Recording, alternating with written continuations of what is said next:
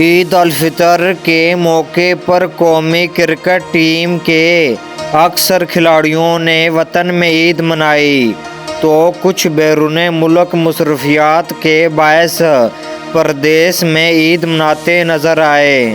قومی ٹیم کے کپتان بابر اعظم نے یہ عید اپنے آبائی علاقے میں پرانے گھر اور محلے میں منائی۔ وہ اسکول کے زمانے کے دوستوں سے ملے اور ماضی کی خوشگوار یادیں تازہ کی۔ بابر اعظم کا آبائی گھر فردوس مارکیٹ میں ہے۔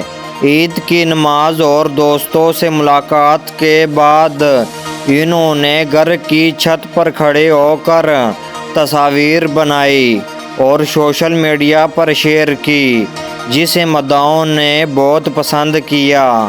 فاسٹ بولر شاہین افریدی نے سوشل میڈیا پر ویڈیو پیغام جاری کیا، جس میں انہوں نے اہل وطن کو عید مبارک کہتے ہوئے دعا کی کہ اللہ کرے یہ عید آپ سب کے لیے خوشیاں لے کر آئے۔ پاکستان کرکٹ بورڈ اور سلیکشن کمیٹی نے بھی عید کی مبارکباد دی۔ آل راؤنڈر فہیم اشرف، فاسٹ بولر احسان اللہ، عماد وسیم اور دیگر کھلاڑیوں نے بھی قوم کو عید کی مبارکباد دیتے ہوئے خوشیوں کے ان لمحات میں غزہ کے فلسطینیوں کو یاد رکھنے کی اپیل کی۔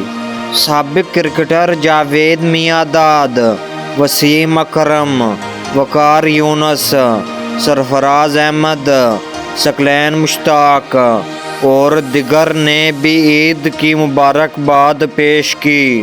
کچھ موجودہ اور سابق کھلاڑی آفیشل بیرون ملک مقیم ہیں، جن کا کہنا ہے کہ اپنے وطن کی عید کو مس کر رہے